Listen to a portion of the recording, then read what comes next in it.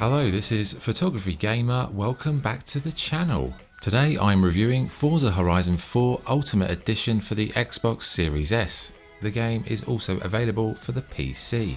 Forza Horizon 4 is a racing game developed by Playground Games. In Forza, you have to race your way around a fictional Great Britain with dynamic weather, seasonal changes, and more races, events, and activities than you can shake a stick at. The Ultimate Edition comes with the base game, a car pass, Best of Bond, and Formula Drift packs. You also get the Fortune Island and Lego DLCs and a VIP membership featuring exclusive cars. So what is the game like to play? Well, control-wise, Forza is a smooth, responsive and quick to pick up and play experience. The game has a wonderful intro that introduces the game world, a few cool cars and some of the events that you can get involved with.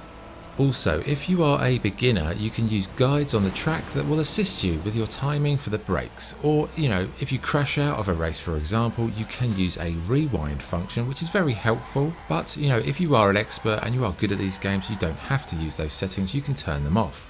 The game also has a fluid and adaptive difficulty setting, like if you keep winning races easily, the game will ask if you want to up the difficulty, and vice versa. It's this kind of feature that makes Forza Horizon 4 very accessible for pretty much anybody who wants to play it. But what about the cars themselves? Well, each car felt completely different to drive, and when you factor in tuning to the equation, it makes for a huge and varied style of racing from one car to the next. The selection of cars to buy, to win, or to unlock, it's immense, with something for everybody. Over time, you will accumulate a massive roster of cars in your garage, but for me, I had three favourites. My first love was the Centenario LP770-4 Lamborghini. With its raw power and speed out of the traps, it just became my go-to for the high-speed racing tracks.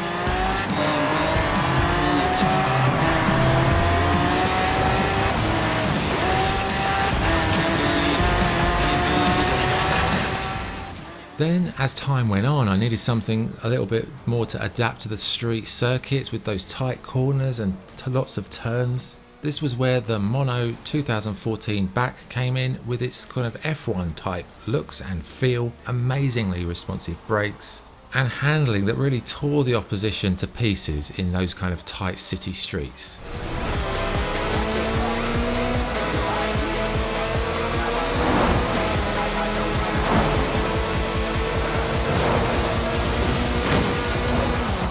Last but not least, for me came the Ferrari Enzo that I won in a game of chance via the prize wheel spin that you can unlock as you progress. For me, this was the icing on the cake with a beautiful visual style, a few little decals, completely upgraded engine. It was fun to drive, but it was the hardest to drive, but it was the most satisfying.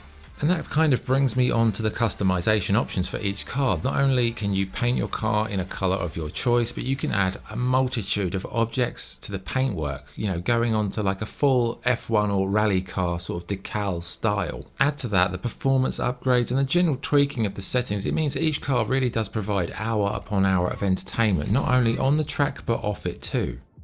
One thing I thought perhaps was a little bit poor though was the auction house. Now, like I said, you accumulate lots of cars, but you can't just click and sell. No, you've got to go to the auction house, individually auction each one over a period of time, and if it doesn't sell, you've got to redo the auction. It's really not the best system, I'd rather sell them for a little bit less immediately than have to auction them. They should really give you an option just to blitz the cars out of your garage if you want.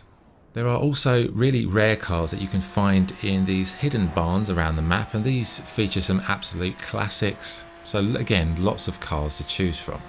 So let's talk about the game world of Great Britain. Now, anyone expecting to be racing around central London in a Ferrari, you are going to be disappointed. Forza 4 takes on Britain in a more rural village feel, with the wide open fields, motorways and some quaint little towns. Oh yeah, and Edinburgh.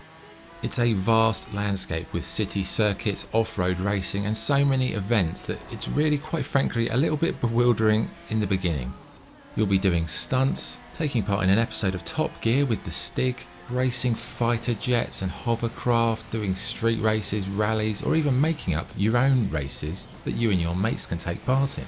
And you can also challenge a driver. If you're just cruising around the streets and you see a car you want to race, you just click a button and bang, immediately you're straight into a street race. Really, really user friendly.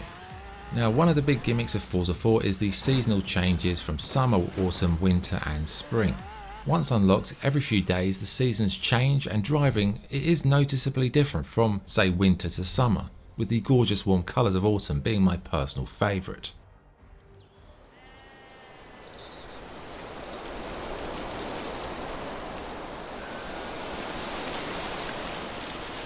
So as well as all of these events, collectibles, secrets, special activities, blah blah blah, there is something that I haven't actually mentioned, and that is just going for a drive.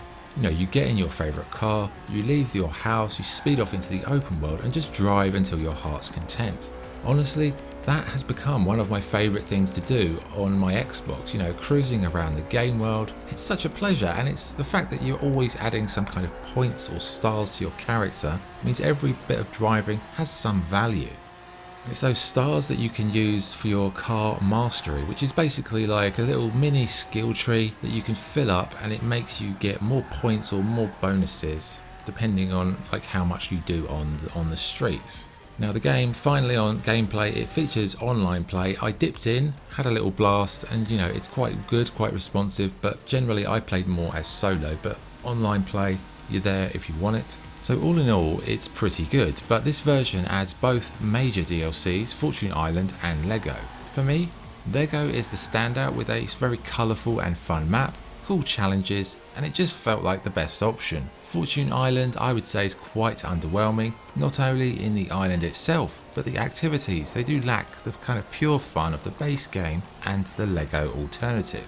So I've done full reviews for these DLCs. I'll add links to those in the comments and the description if you want to watch those. But in general, are they both worth it? Well, perhaps not, but the base game, you know, it is so good, it's hard to live up to that, really, you know, that kind of expectation. Visually, Forza 4, it has some of the best presentation that I've ever encountered. You know, the menus, they're clean, they're clear, streamlined. It makes almost every task very simple. The interface, it's intuitive, and everything, it feels like a game that's been well thought out to make the end user's experience the most pleasant it can be. The game world looks amazing, and you know, watching it change over the seasons is beautiful. Cars, they look gorgeous. The customization elements are also good. Now the game does feature a photo mode.